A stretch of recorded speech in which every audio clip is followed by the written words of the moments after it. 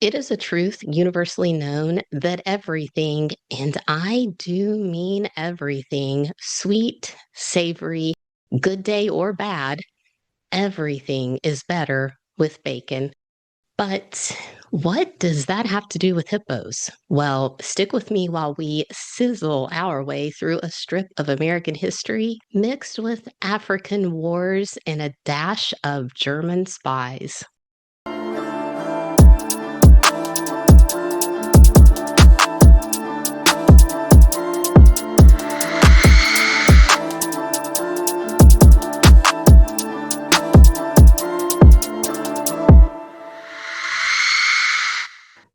Immortal sunshine.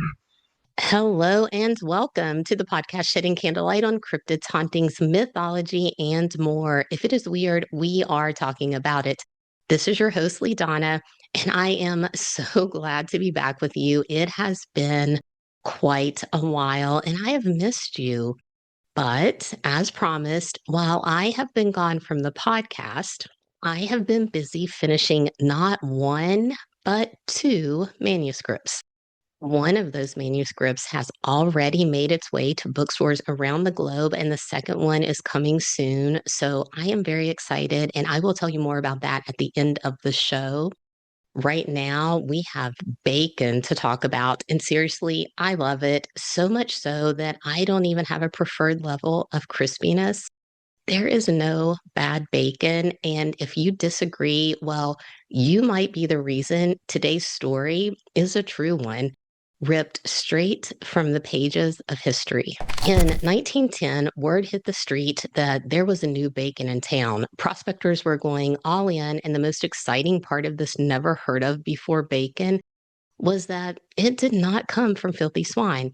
And that was good news for Americans because our country was growing fast in 1910, and people were worried that there would not be enough meat to go around. Prices were skyrocketing, especially on beef, much like today. I mean, this story has so many parallels to today, but history doth love to repeat itself. But when it comes to culinary magic, bacon is what the people demand. During this time in the early 1900s, another problem was festering in the States. Deep in the rivers and lakes of the South, an invasive ornamental plant had escaped ponds and other contained areas, and it was taking over the waterways. Water hyacinth was brought into New Orleans, Louisiana in 1884 by a delegation of Japanese businessmen who came to the States for an international cotton expo. They gave this plant out as gifts, and New Orleans really loved it. The city planted their water hyacinth in all of their garden ponds, and well, the non native plant did what so many others did. It came, it saw, and it invaded. Water hyacinth was so attractive to the people of New Orleans that even private landowners were getting some of this plant to transfer into their own ponds. It was the shiny new thing that catches everyone's eye, and you just have to have it until it breeds rapidly, escapes into the streams and rivers, kills fish, the fishing industry, and forms big, giant, impenetrable mats that drift to the mighty Mississippi, where it blocks shipping lanes. This plant exacerbated the food scarcity issue and had an enormous overall impact on the US economy as a whole. And the worst part was that it was being sold into other states with the claim that this plant was not only easy on the eyes, but that it would aerate and help keep pond water clean. I have a pond right now that needs some help, and I want to buy some duckweed to put into it. But my husband says no because my ideas are cute and all, but he doesn't want to destroy the world as we know it. So, no duckweed, no lily pads, no lotus flowers, which equals no fun. Except my dog, if the water wasn't weed free, she wouldn't swim like 3 hours a day. So that part is fun. And I'm working on planting flowers around the pond, not in the pond. And I also bought this cheap little solar fountain that I thought would break in like the first week. But it's been over a year now. And even after leaving it out last winter when the pond froze over, and this winter when the pond froze for a few days already, the tiny little fountain that's way too small to actually aerate anything, it's still working. So I'm impressed, but not nearly as impressed with that fountain as I am with the man who brought one solution to solve two problems: the meat shortage and the invasion of water hyacinth holding our country under siege. Major Frederick Russell Burnham was born in southern Minnesota in 1861, and his is a life that truly is astounding. It could be a podcast episode all on its own, but I am going to give you the most abbreviated Cliff Note version possible. Fred was described by one of his acquaintances as the most complete human being who ever lived. He is the reason the Boy Scouts even exist. It was his life story that inspired the founding of that organization. Before Fred was even 2 years old, he had what he later called his first mission. His cabin was attacked by the Lakota tribe. It was burned down, but Fred survived the attack because his mother hid him in a pile of freshly shucked corn that was too green to burn, telling her baby to keep quiet while she ran for help and didn't come back until dawn to find Fred miraculously still alive. When Fred was 7, his family moved to California into a newly emerging town. A few years later, his dad passed away, and a few years after that, his mom moved across the country back to the East Coast where she had family, taking her youngest child, but leaving Fred behind because he wanted to stay in California. Fred was 13, so his mom gave him a loan, left town, and I know it was the culture then because I mean, even I was working at 13, but it does feel a little bit like this mom is trying to get away from this child.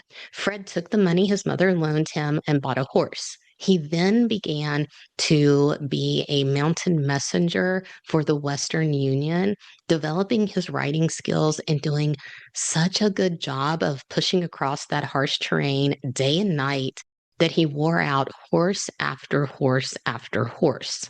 In the very first year of working to deliver the telegrams, Fred paid back all of the money his mom had lent him and completely wore out 4 different horses. The next year, some religious family members in Iowa begged Fred to come live with them. They were worried that his lifestyle of basically being homeless and living out under the stars while he raced from place to place delivering telegrams was not conducive to saving his soul. They told him to come live with them in their quaint little town where he could just be a regular kid. Well, Fred went, but he did not like being a regular anything. When it came to playing baseball and other games, Fred said he just could not get his head around it, that he, quote, felt an urge to do bigger things, end quote. Fred was super bored hanging out with regular kids, and trust me, I was cut from that same cloth. So is my son, and based on my niece wanting some advice from me lately, so is her son. Fred later wrote that his whole life he felt people urging him toward a world of, quote, soft carpets, soft food, soft life, soft men and women. Sometimes I wish I had never learned to read or form any conception of duty, civilization, or religion. For then I might have been outwardly as I am at heart right now, a thorough savage, nothing more. End quote. Fred came to resent his relatives for their pressure to impose on him what he considered a prefabricated existence.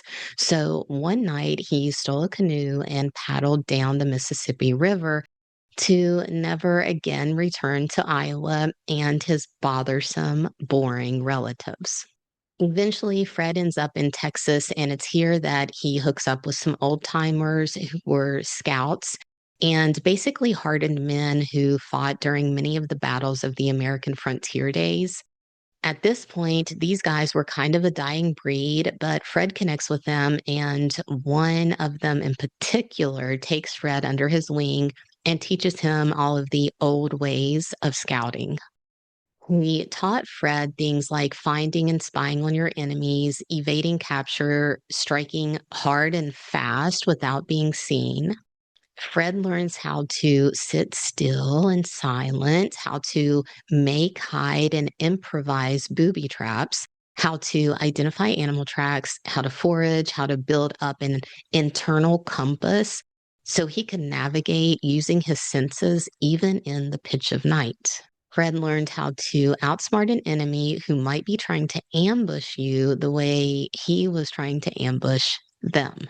Fred even claimed that he learned how to read the air as if it were a river, able to pull scents straight out of its currents to pinpoint the exact locations of those things being broadcast on the airwaves.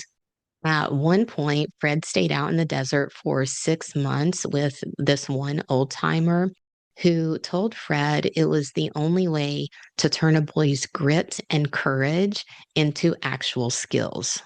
Fred later said that what these men taught him most was that, quote, we should be learning something always, no matter how long we live or how long we play the game, end quote. Fred eventually began a career protecting mining camps and guarding the prospectors when they transported their gold into town.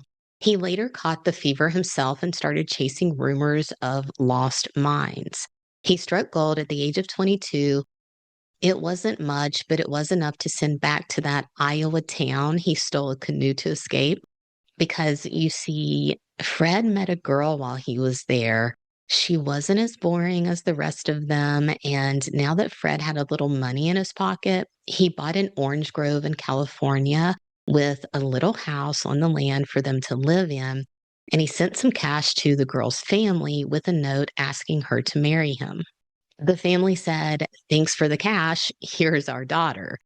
I am hoping the money paid for her trip to California and maybe some new clothes for her wedded life because the money Fred had soon ran out. He realized pretty quickly that growing oranges was a lot harder than living in the desert. Fred could not get these oranges to grow, and despite having told Blanche that he was finished running wild all over the country, Fred was bored. While he was sitting around not growing oranges and Blanche, his wife, was busy growing a baby in her belly, Fred was doing a lot of reading about Africa, a topic that became of interest to him way back in his early Minnesota days when one of his babysitters would often read him stories not only about boys running off into the wilds of the southern U.S. territory, but about a place in the British controlled Cape Colony of present day South Africa. This colony was founded by the Boers or Boers, however you like to say it, who were descendants of Dutch settlers in that area. They kind of did the same thing that the English settlers did when they colonized the United States. Only the Boers lost to the British later on, and in part because of Fred.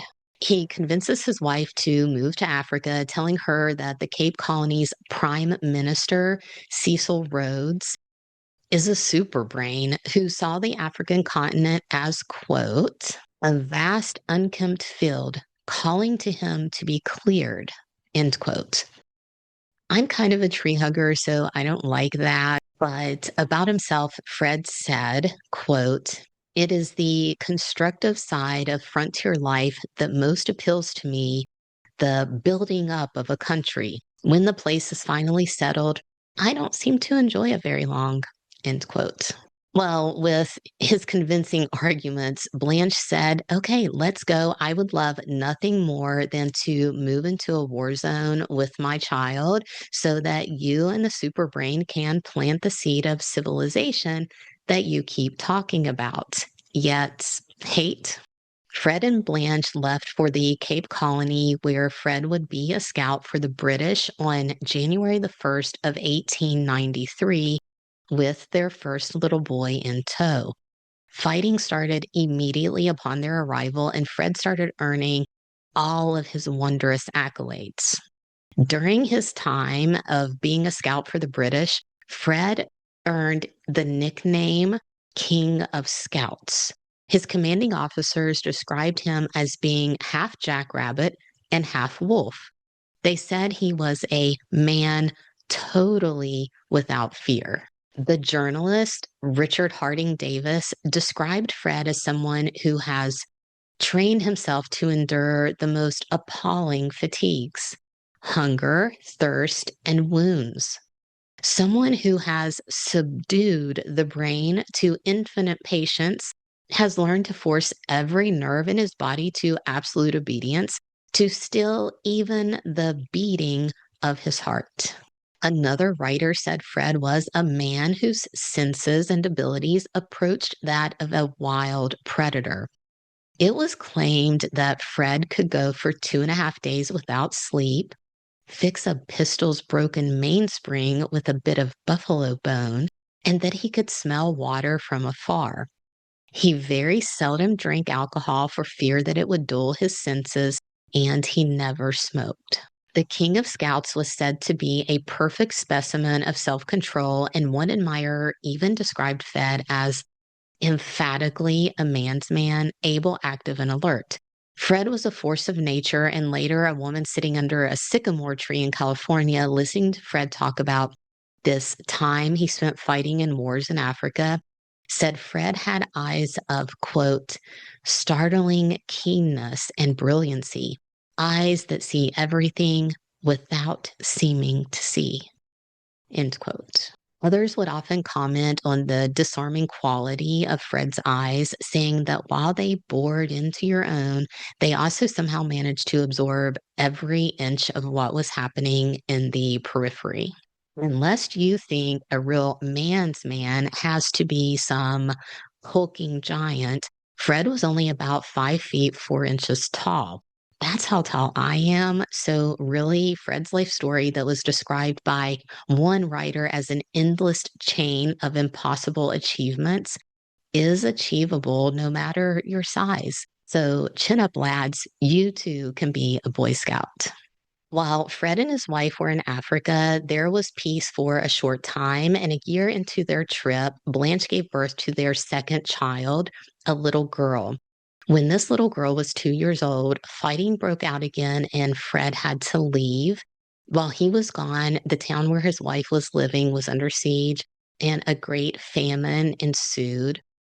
On top of that, a virus broke out, and basically a ton of people died from both the illness and from starvation. Fred's little girl was one of those victims, and her death had a really big impact on his life. He beat himself up over it all the time and always wondered if things would have ended differently for his family had he stayed there with them instead of running off to be the great scout for the British. The following year, Fred took his family away from Africa and settled them in Alaska because we still can't be normal. We need something challenging in our lives, and the Alaskan frontier was the new rage. Fred thought he could find some gold there, but alas, he could only smell water at long distances, not gold.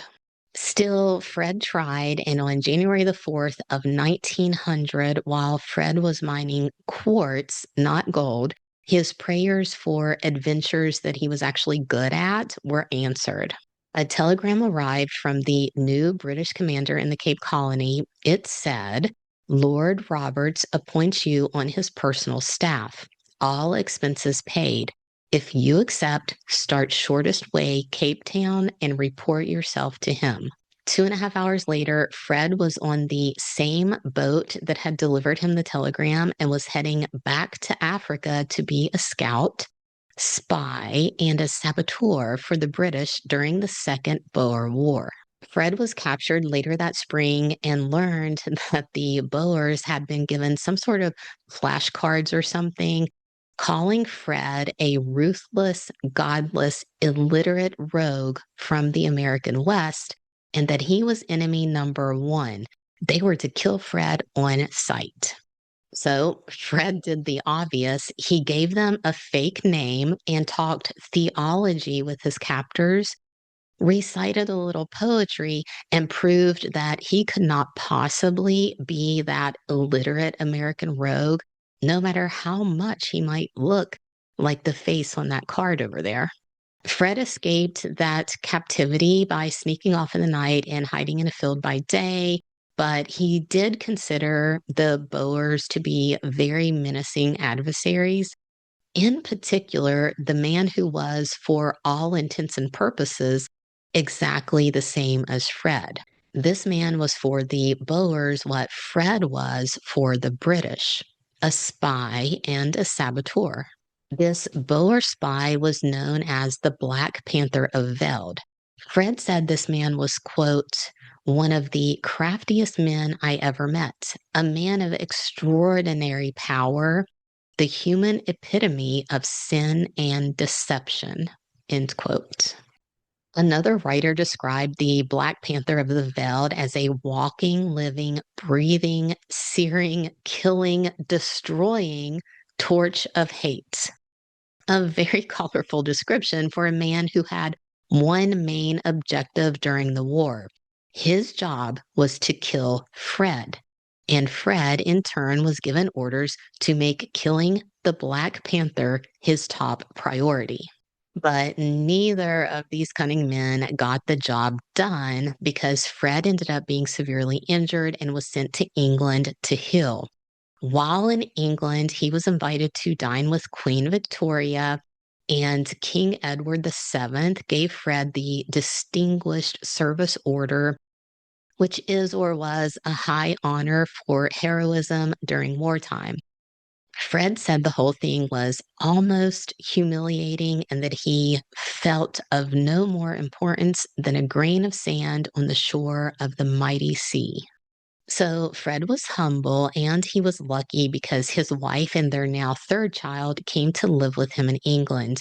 Their oldest son stayed behind in the States, living with his grandmother. But while they were there in England, their young 7-year-old son drowned. At the time, Fred and his wife had been making plans to move their family back to Africa.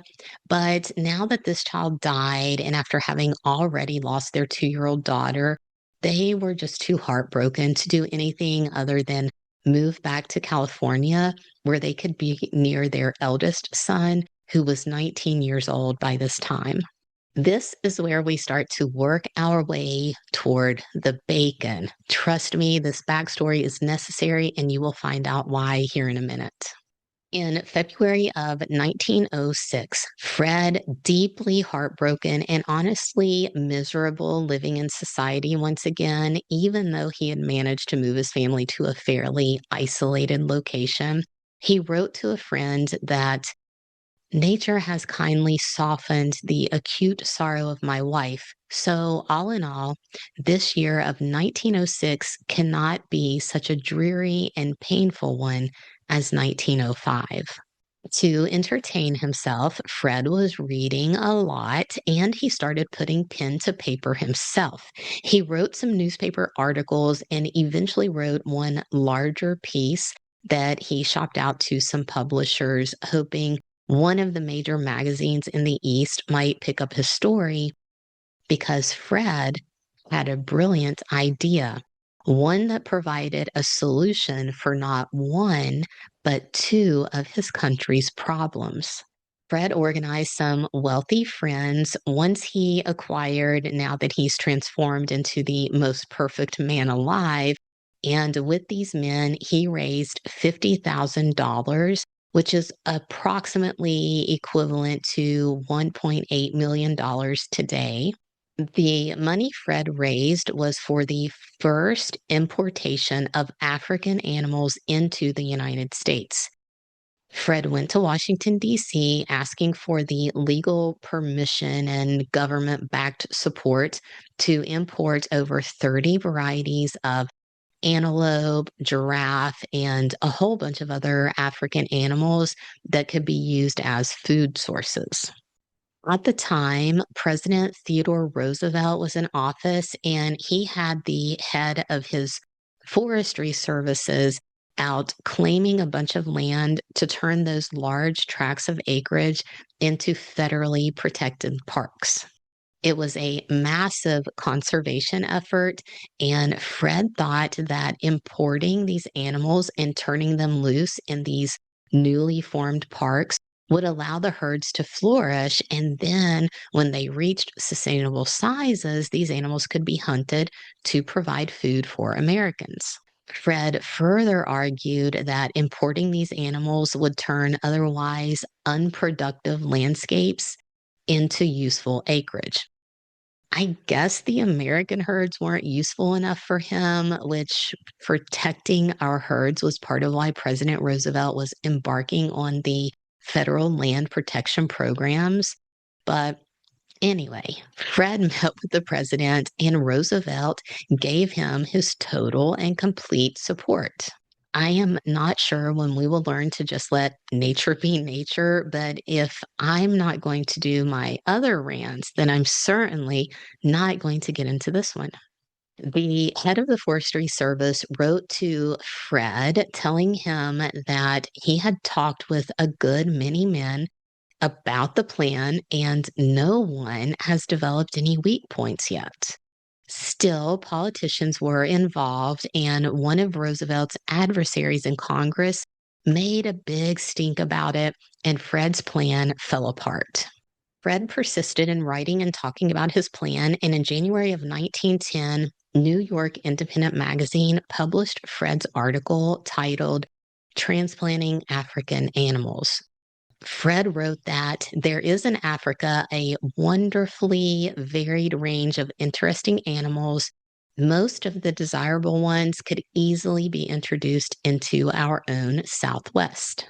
He also wrote things such as the man of one diet is hopelessly handicapped, for nature has made it possible for a well organized human being to wrest sustenance out of 1,000 foods. In 1910, Fred was 49 years old. He was described as a man with an imposing presence, one who was bronzed and weather beaten, a strong box of a man who was a living monument to the battles he fought on the American frontier and in the wilds of Africa. Richard Harding Davis, the journalist who encountered Fred on a ship at sea, wrote that Fred reads the face of nature as you read your morning paper. On March 24th of 1910, Fred was invited to speak before the House Committee on Agriculture. Representative Robert Broussard, a 45-year-old Democrat out of Louisiana who called himself Uncle Bob and had a cigar named after him, is the one who invited Fred back to Washington, D.C. to share his ideas. The two men had not met until the morning of the hearing, but Uncle Bob had been following Fred's ideas in the papers because his state was ground zero for the water hyacinth problem. And he was getting tired of people complaining to him all the darn time about the failing economy. I mean, he has elections to win, and this plant is making him look bad. By 1910, the water hyacinth problem had been festering for more than a decade, and not only had it destroyed shipping routes and killed so many fish that even in navigable waters, the fishing industry had collapsed, but even the swamps were being overrun by this invasive plant. The water hyacinth was removing oxygen from the water, so basically all aquatic creatures were in danger. And one report said the area was becoming pretty stinky because of all the dead things. Furthermore, the U.S. Department of War, which is what it was called at the time and recently started being called again, it was in charge of clearing the shipping lanes because obviously shipping is important for the survival of the country, even just moving product around within the country. Uncle Bob said their efforts were only partially successful, though, because, quote, they clean a stream today, and in a month it is covered all over again with the same plant, end quote.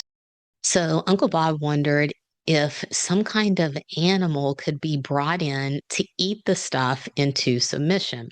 The curiosity led him to William Irwin, a researcher in the Bureau of Plant Industry, which is a part of the U.S. Department of Agriculture. According to the Washington Post, Irwin was one of the foremost fruit experts in the country. And in 1909, he was at a conference in Missouri when he first made the case for bringing hippopotami to the United States. He said the animals loved to eat water hyacinth and that they could clear a choked waterway in no time. Uncle Bob invited Irwin to speak at the hearing in Washington as one of his three witnesses.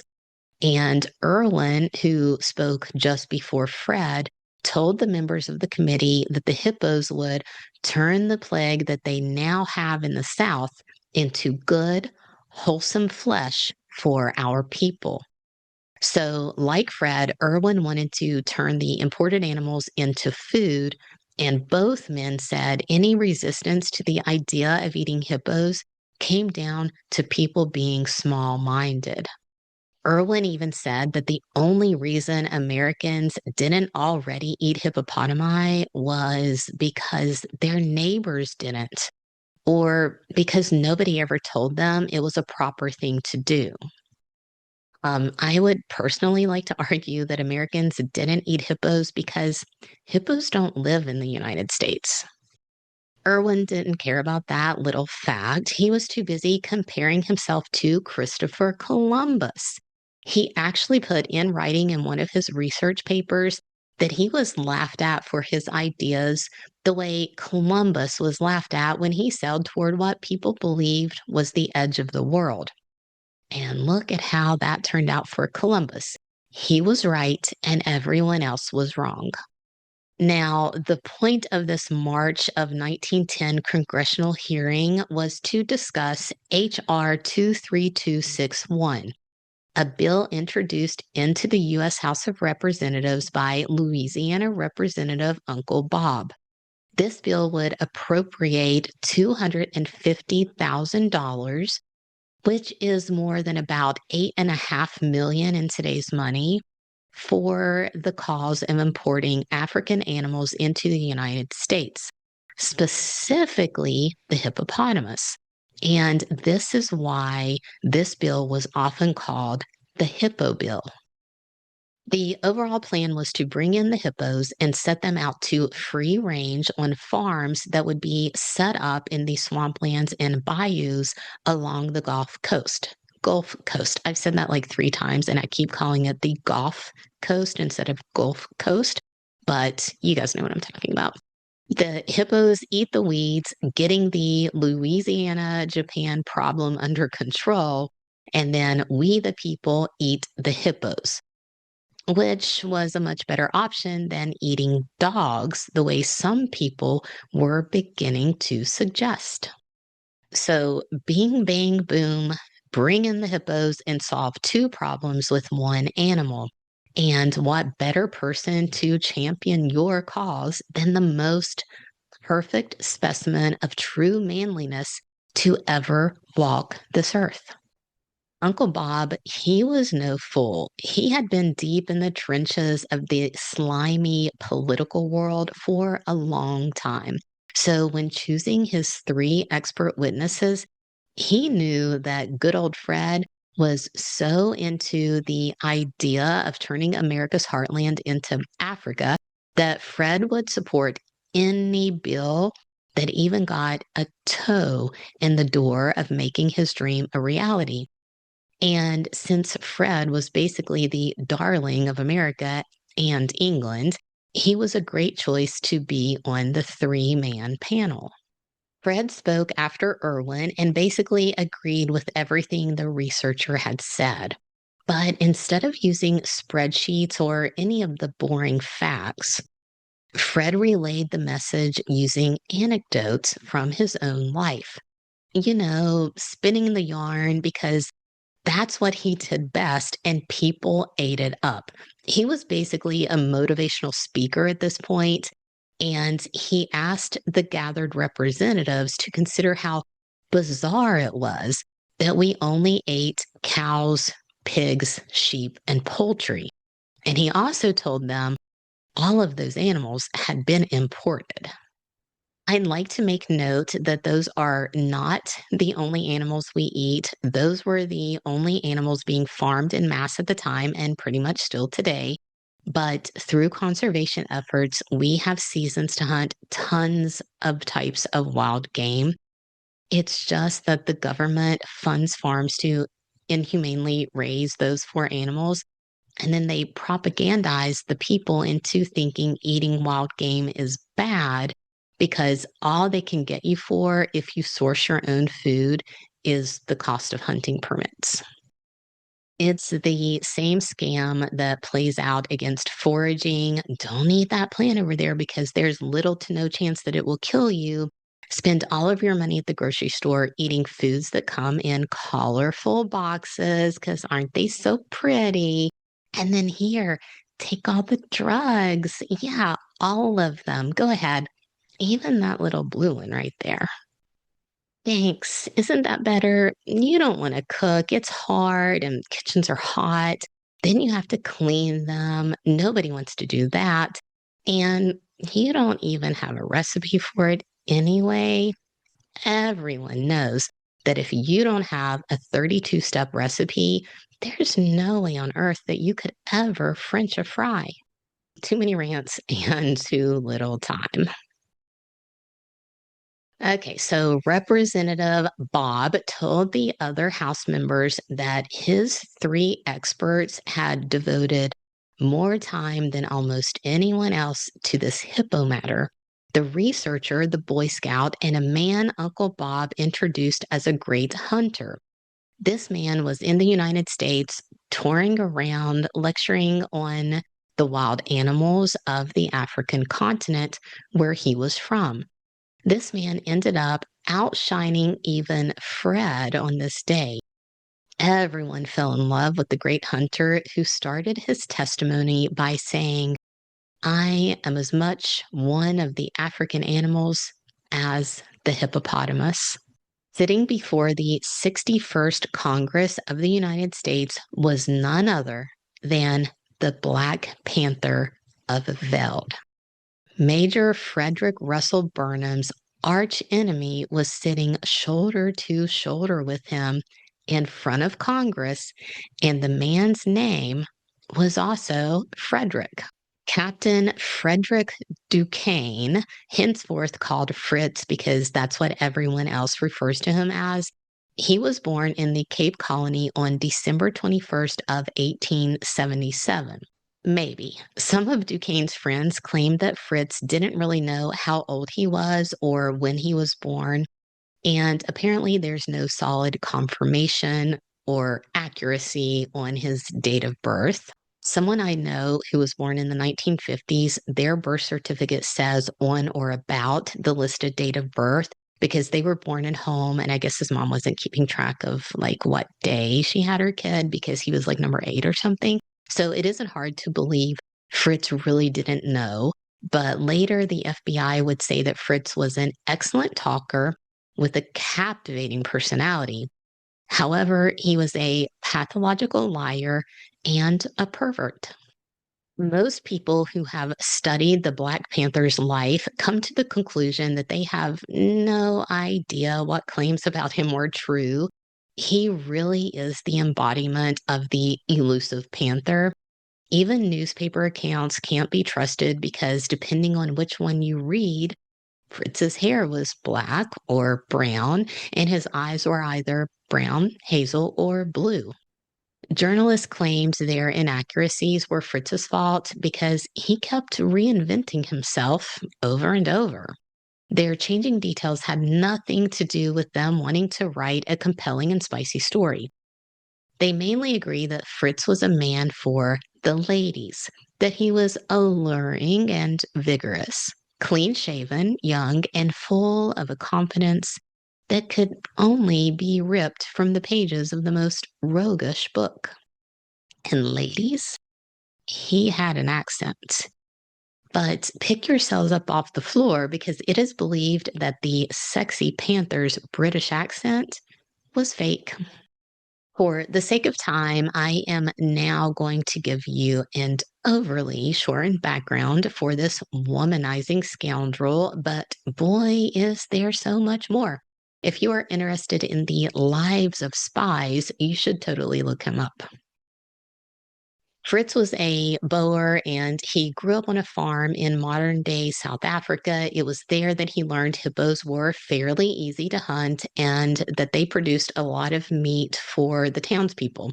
The kids were tasked with collecting all of the fat, and then the fat would be sold to soap makers. In his teen years, Fritz went to study at a military academy in Belgium where he learned about weapons and explosives. In 1899, his father sent him a letter telling Fritz to come home because they were about to kick the overbearing British out of Africa. Fritz went home to fight for the freedom of his people, and not long after he got there, the British started putting the Boers into concentration camps. And yeah, this was before the Germans did it. Fritz was part of a guerrilla warfare squadron. They were basically like a SEAL team going in and out of enemy territory in small groups. Like Fred, Fritz was captured a few times, but he always escaped and not by reciting poetry. If there was a woman around, Fritz turned up his charm and got his ropes loosened up a little bit. One story says he was taken to Portugal, but escaped either before or after seducing the jailer's daughter. And then Fritz made his way to England from there, where he enlisted in the British Army and let them send him back to Africa on their dime. He then became Fred, a scout moving back and forth over enemy lines alone. He even did some note deliveries between Boer forces, and it is said that it was during this time that Fritz really became enraged by how the British absolutely destroyed his homeland. The British had a scorched earth policy and they basically killed everything and everyone. They just slaughtered and burned everything down, burned fields, homes, towns, like just destroyed everything. I am hesitant to tell you how Fritz's parents died because I'm not sure if any of the story is actually true. But if it is horrific. Just imagine all of the worst things you can think of and multiply that by like 1,000 heartbreaks. Though people admitted that Fred and Fritz were cut from the same cloth, they glorified Fred but tore Fritz down, saying he was too ruthless and nothing but a con man. To be fair, the Black Panther of Veld does go on to become a German spy during World War One, and he was arrested in the United States for leading what became known as the Duquesne spy ring, which was at the time the largest case of espionage in U.S. history. While the details of what happened to Fritz's family are murky, everyone pretty much agrees that what Fritz saw happening in Africa infused him with a searing, all consuming rage for the British. One writer said, quote, something happened inside of him that had fused him into a unit of hate, end quote. So Fred is captured again with some other people. He escapes captivity and has a little adventure just from that. This is toward the end of the war. The British are winning and Fred is getting out of Africa. He apparently meets a girl and becomes her pimp, and he set the girl up in a strategic location on a port so she could give him information about the ships coming and going. It's said that while this girl was servicing a particular man, Fritz stowed away on the private yacht that was headed for Baltimore. He was later discovered, but ended up hitting it off with the yacht owner. And this guy was the inventor of a powdered headache remedy. And he told Fritz, don't worry about it. I'll take you to America. Fritz arrived in the US on a debatable day in either the summer or winter of 1902. The British had taken over his homeland and basically annihilated the Boers, so he didn't have any family left, but there were Boer sympathizers in the States. So the Black Panther came to our shores and ended up in New York selling subscriptions for the New York Sun. But our bad boy is charming, so it was not long before the Sun promoted Fritz to the high rank of reporter. Because of this, not anyone can do it, so you are totally vetted and not a con man or a spy job. In January of 1909, the Black Panther was in the White House sitting down with President Theodore Roosevelt. Roosevelt was about to leave office and he was planning a big game hunting trip to East Africa. He was doing this with the Smithsonian and he had been gathering all of the information from all of the experienced people so that the trip would be good for the museum. Well, the Black Panther was one of the people the president spoke to, and after a 2-hour meeting, Fritz told the waiting press that Roosevelt seems to have mastered all of the details. I think he said this rather cheekily because of what happens next. While the president was on his safari, the news media was making a big fun party out of it. Children's games were being named after Teddy in Africa. So Fritz, he cashed in on all the hype. He started writing a series of stories for a syndicated column where he talked about some of his own experiences in Africa and also speculated about what Roosevelt might be doing or what animals he might be encountering. But later, as hype was kind of dying down, Fritz took the flip side of that coin, attacking Roosevelt in the papers, calling him a dandy tourist, blustering across the continent with a team of Africans to do the real hunting for him. And he even made some translations saying the African guides who were doing all of the work were making fun of the president. There was one phrase, a name that they called Roosevelt, and Fritz said that it translated into Mr. Unusually Large Stomach. And then in 1910, when Roosevelt was about to return to the States, Fritz claimed to believe that the now former president had contracted a deadly disease and should not be allowed back into the country. When no one saw any evidence of this disease, Fritz told them that was because this disease was dormant. Duh. It could go live at any moment. So keep Mr. Unusually Large Stomach out of the country. It's said that Fritz was attacking the president because the novelty of Roosevelt's trip wore off, and Fritz was just finding some way of keeping his name in the papers. And maybe that was his reasoning, and maybe it worked because Fritz took all of the stories he'd been writing and turned them into a lecture called East Africa, the Wonderland of Roosevelt's Hunt. Fritz then started touring using moving pictures and slideshows to accompany his lecture. Basically, he was using generic slides and movies and then matching and narrating those items with the rest of his stories. It was during this time that he started adding captain in front of his given name and self describing as being a man who knows and feels what he tells because it is what he has lived. At the time when Uncle Bob was looking for experts to champion his Hippo Bill, Fritz was booked to do 2 shows at the Columbia Theater in Washington. So, him appearing before the committee was perfect advertising.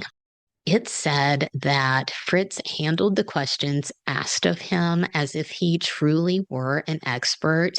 He was composed and charming in his assurances that it would be super easy to domesticate a hippo.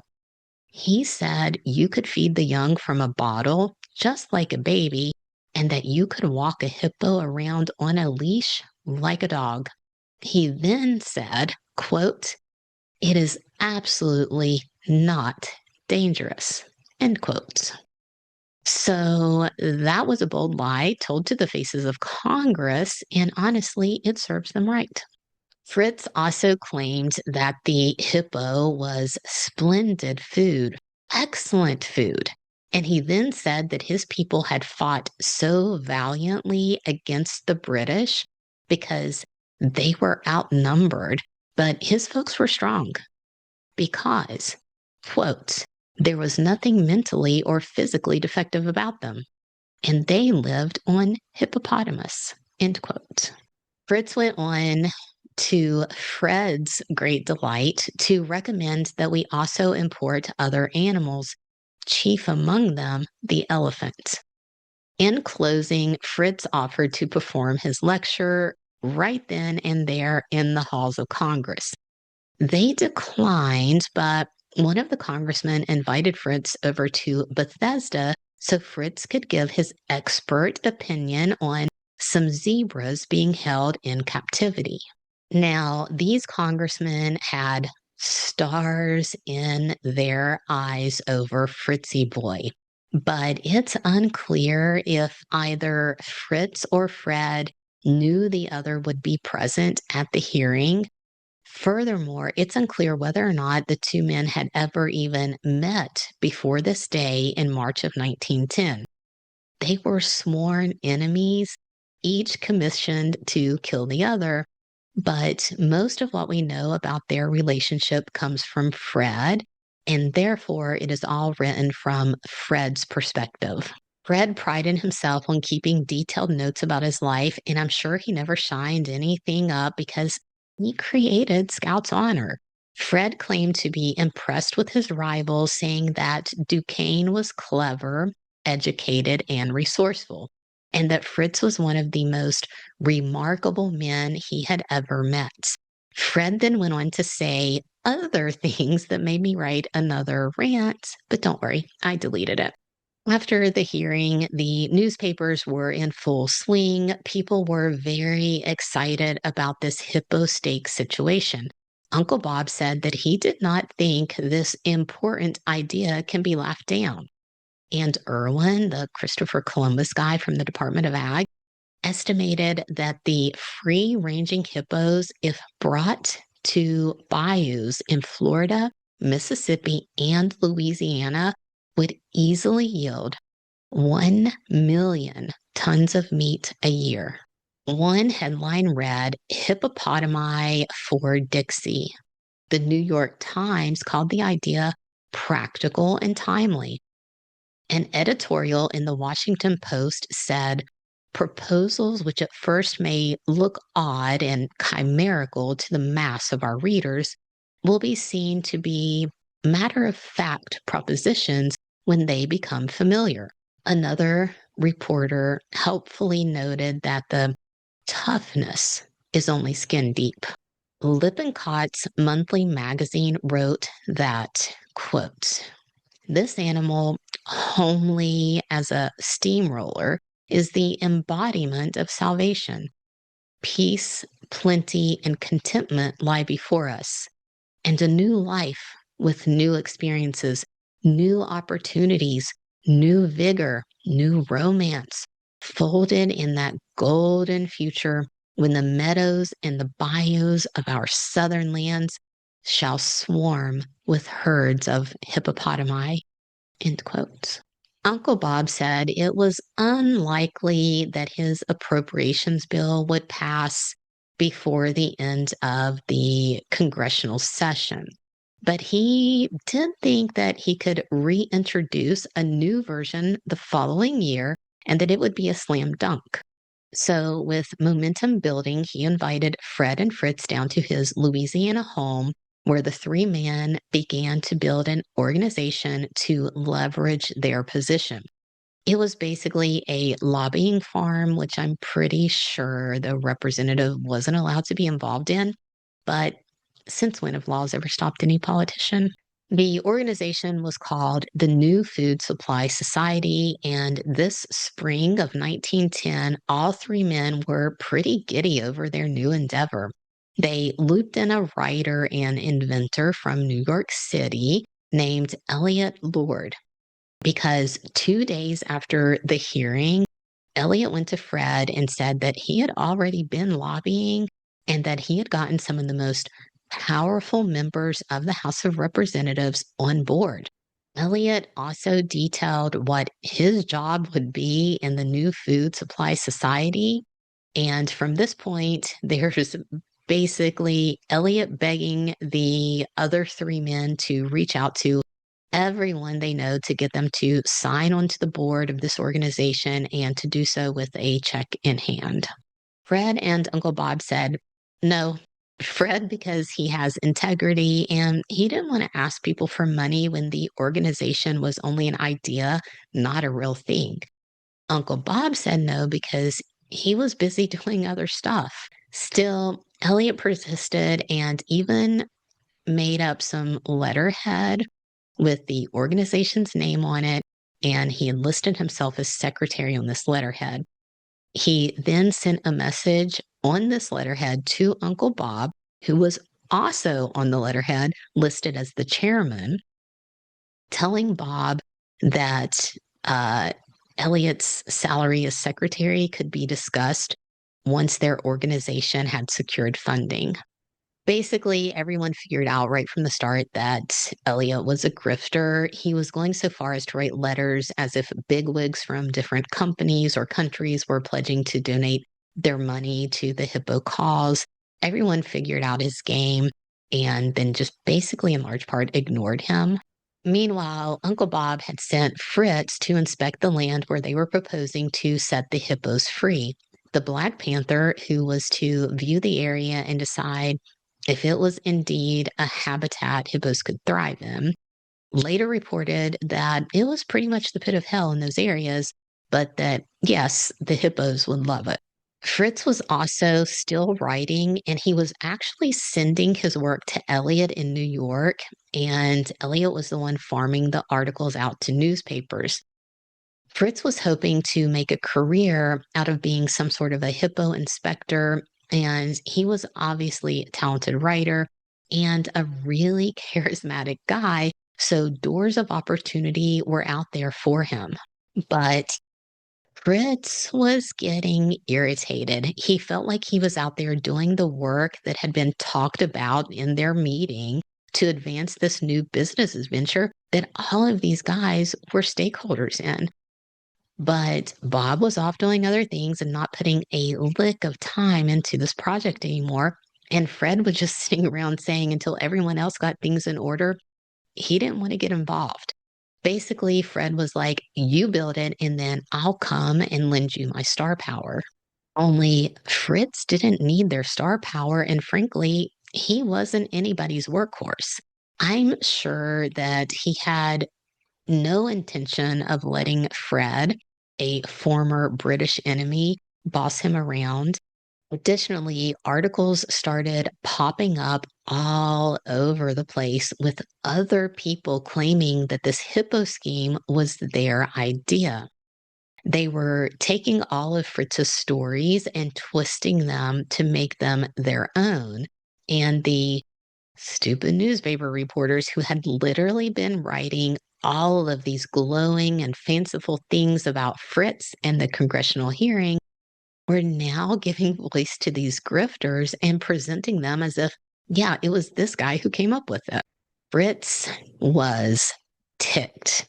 He was still touring, building his portfolio, and working on all of these side projects that basically hinged on this hippo meat plan working out. By the end of summer of 1910, he was giving Uncle Bob and Fred the talking to they needed. Fred ended up sending $25 to Elliot to keep their not yet opened organization afloat, which was a weird move. He should have just sent the money to Fritz. But Fred did agree to finally do something to forward their pending organization's goals. He talked to his friends and started raising support and financing. And then he embarked on giving speeches to groups of influential people. In late August or early September of 1910, Fred met with former President Roosevelt and got the president's endorsement for the second time. With this endorsement in hand, Fred went to the Maryland Hotel in Pasadena, California on September the 19th of 1910. The Humane Association of California was having its second annual convention there and had already become one of California's most powerful civic organizations. Now, Fred, he did not respect these fools. He mocked them as being small minded and sentimental and said they were so emotional that they would spend tons of money rushing to save flies from a spider. He said that these were the type of people who, quote, fritter away our money and time on silly emotional things as proposed by so-called animal lovers, end quote. But Fred and his business partners needed this banquet hall of do-gooders on their side because the Humane Society could be a valuable ally if Fred could just talk some sense into them. So Fred is at this meeting hoping to call these animal lovers to a higher purpose, and he gave a spellbinding speech. People were very impressed. Fred kept the speech, and many years later, before he died, he pulled the speech out, read it, and noted on the page that everything he'd said then still held true. So, why isn't America a country of hippo farmers with big hippo steaks on our plates? Well, Fritz is quoted as saying hippo meat is more like pork than beef. He then went on to dub this new American delicacy Lake Cow Bacon. And that terrible branding is why the American Hippo Bill, introduced into the House of Representatives as H.R. 23261 by Representative Robert Broussard of Louisiana, a bill that was to appropriate $250,000 to the task of making hippos America's future, failed to pass. Seriously, headlines talking about Lake Cow Bacon had to be why Americans turned against this plan within 1 year of the hearing. Do not mess with our bacon. And don't mess with the Black Panther. We'd be here for another 7 hours to go through the rest of his story, but it is a wild one. Suffice it to say, he had a bunch of aliases complete with disguises to sell that he was whatever nationality or age he was pretending to be. Fritz escaped from incarceration, faked his death so perfectly that even the New York Times reported that he was dead. He committed all sorts of crimes and frauds and even spent 7 months in a hospital pretending to be paralyzed from the waist down just to keep from going to prison. The nurses in the hospital loved him, and they said all Fritz did was just sit by the window and watch the birds. He even got the birds to eat right out of his hand, the same way he was getting those nurses to eat up what he was feeding them, because this was no ordinary hospital. It was a secure facility. So while not as bad as a regular jail, Fritz was still locked up for 7 months, even after doctors had like stabbed pins into like underneath his toenails and things. Like they were doing these forms of torture to make sure that he wasn't faking. And they said he never had any reaction to any of it. So for those 7 months, he was sitting by that window, sawing on the bars of the window. And he said that he would go into the bathroom to work out and keep up his strength so that when the time came, he could snap the bars and scale the wall, disappearing into the night. When Fritz began spying on America for the Germans in World War I, which was really Fritz siding against the British because he hated them with intensity, the Black Panther availed marked all of his communications to the Germans by stamping them with the image of a pouncing black. In 1941, when Fritz was in his 60s, maybe, he was locked up in Leavenworth Federal Penitentiary in Kansas to serve a 20-year sentence for his role as the head of a spy ring that ultimately ended up being 39 people strong, including a figure skater who was apparently pretty sexy. She brought all the boys to the table, and they did like to tell her all about their big guns. Fred wrote a book called Taking Chances, and in that book, he included a chapter called The Totem of the Black Panther. He wrote that Fritz's doom filled him with sadness, saying that Fritz was, quote, a product of extreme hate to which we have all contributed and for which we continue to pay the price, end quote. Fred also had a picture of Fritz hanging on the wall of his study. It was said to be a picture of a reedy, awkward boy in his first military uniform looking off to the side.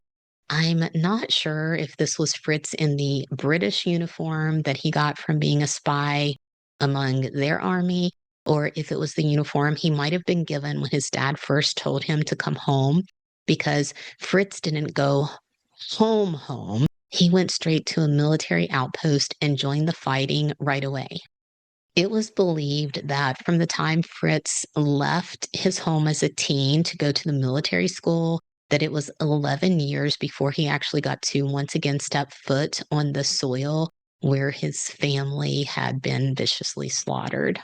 Fred also kept a letter that Fritz had sent him. In this letter, the Black Panther of Veld wrote, "To my friendly enemy, the greatest scout in the world, whose eyes were the vision of an empire. I craved the honor of killing him, but failing that, I extend my heartiest admiration." Charming, right? Irwin, the Department of Ag researcher, he died in 1911, 1 year after testifying at the hearing in Washington. The Department of Agriculture then later came out and took the complete opposite side of the hippo debate, saying Irwin was wrong about everything. I have no idea what happened to Elliot Lord because no one really cares. Okay, that was mean. Somebody cares, but I didn't bother to look it up. Okay, so Uncle Bob left the House of Representatives after being elected to the U.S. Senate, and that put it into his Hippo Bill that had been getting put off and delayed. But then Bob died in 1918.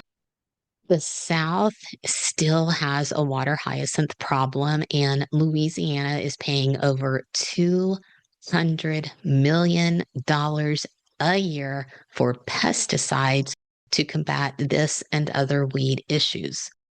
I am not an advocate for bringing in animals to correct problems because that's another historically proven disaster, just like bringing in non-native plants.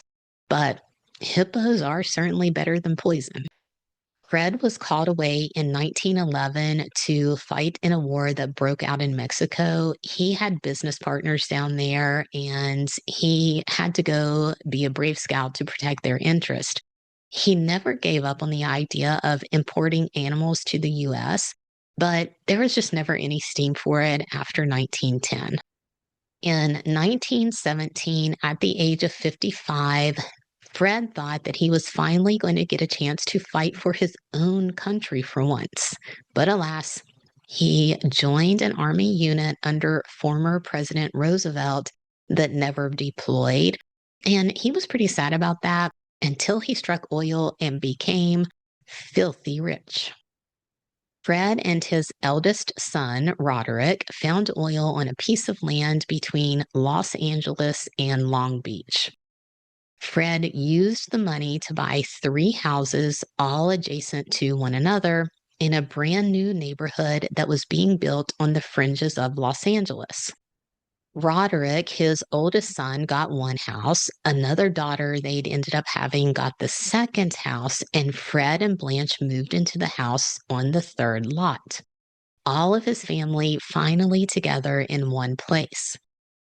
Directly above them on a desolate hillside that Fred said he liked because it reminded him of the landscapes of Africa was a great big white O, part of a sign that developers had put in place to advertise their new housing development.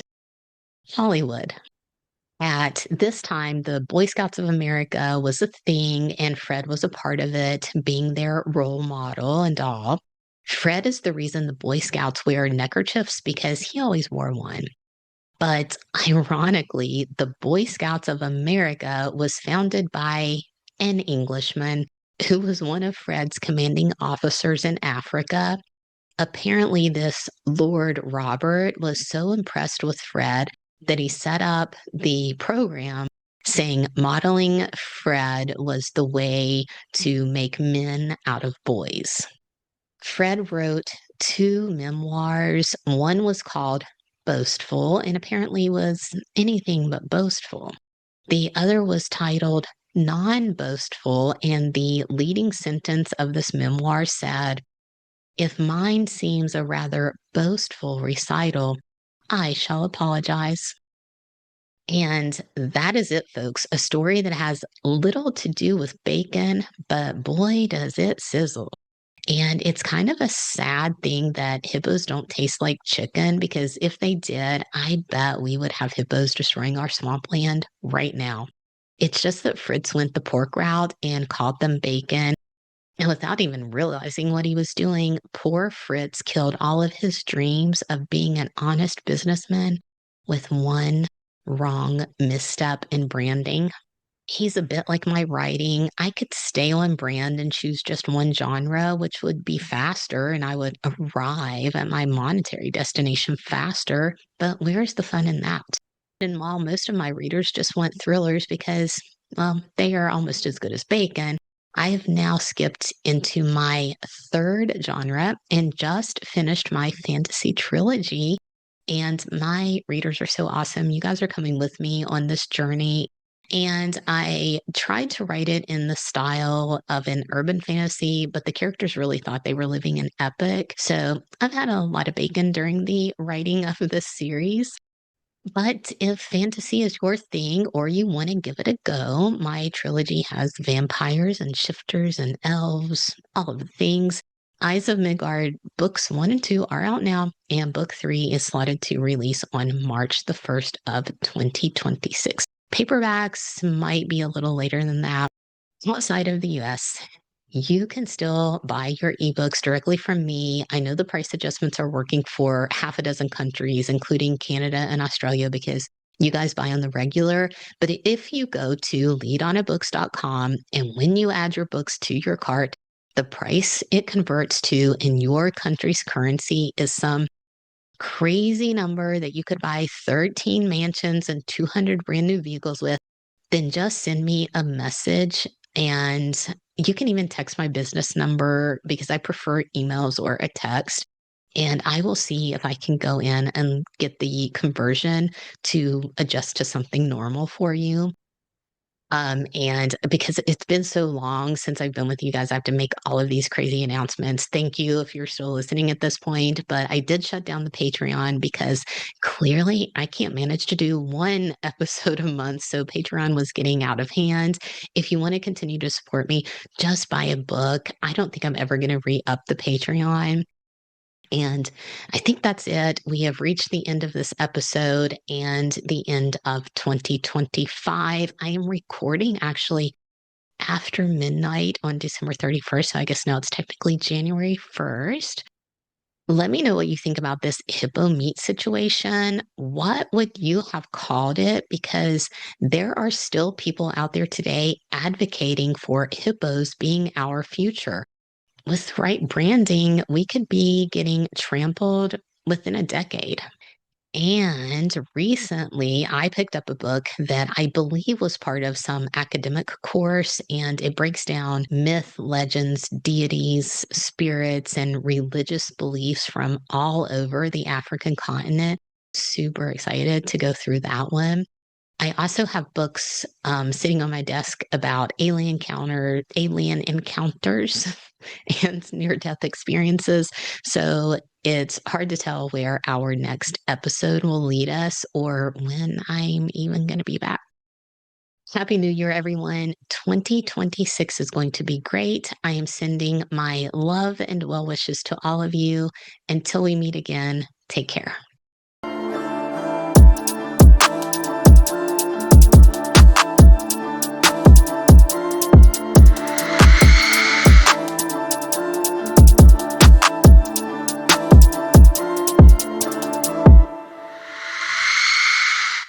Hippo Sunshine.